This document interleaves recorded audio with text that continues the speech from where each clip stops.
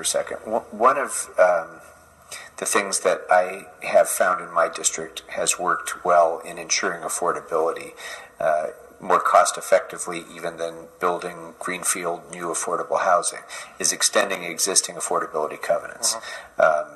And I guess first I'd like to know, do you have, or does someone in the city have, a comprehensive list of the existing affordability covenants that we have throughout the city, and when their scheduled expiration date would be, so that we can consider a more comprehensive strategy for extending them if rehabilitation of the aging buildings is necessary, doing that, to ensure that existing affordable units don't become unaffordable while we're paying full freight for brand new affordable housing units. Yes, actually we do maintain that list, and we review it and update it on a monthly basis. Currently we've got approximately 11,000 units that are deemed at risk to convert to market rate over the next 5 years. And I would caution the 11,000 sounds tremendous, but about 70 to 75% of those are project-based Section 8 vouchers, wherein they typically will renew on an annual basis, sometimes on a 5-year basis. Last year, we created a special group of 2 individuals that are dedicated solely to target these projects, to do extensive outreach to the property owners.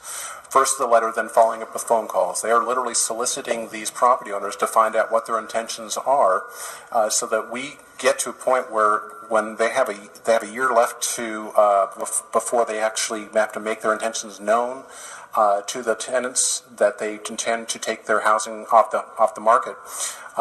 We should know well in advance of that, and we've been successful so far. So since 2016, we've been able to save 16 properties and about 800 units and preserve those units.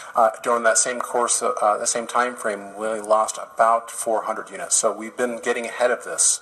Either financial or non-financial. We try to negotiate as best we can with them to extend the covenants if they're mission-driven. We obviously like to be able to position them to extend their covenants and or extend their vouchers, Section 8 vouchers, not for a year-to-year contract, but to extend to a 20-year contract. So it's been very successful on that front. We work with the tenants to ensure that they know what their rights are, as well as landlords in advance. So just in a very short period of time, Councilman, this has become a very successful program to address this on the front end, so that we're not surprised in the back end and we've got, oh my goodness, we've got 6 months to go and we don't know what we're going to do. So we'll have known already in advance, 2-3 years out, what their intentions are. And there's different categories of type of covenants. The one that we were targeting first were former redevelopment agency covenants, where there was no cash in them. They were basically purchased for covenants in a market rate housing unit. We found that when we tried to reach out to them and negotiate extension of their covenants, they had no interest in them because they weren't mission-driven organizations. They were basically had units in their building that were purchased for, say, 20 years. And once those terms were going to expire, they had every intention of going to the market. So any kind of general fund contribution or kind of buy down just was not of interest to them. However, our sweet spot really are those projects in which there is debt. So we can look at writing down or writing off interest and extending the covenants that way, looking at options to be able to, at that point, do some light to moderate rehab so we can improve the quality of the home while extending the covenants at the same time.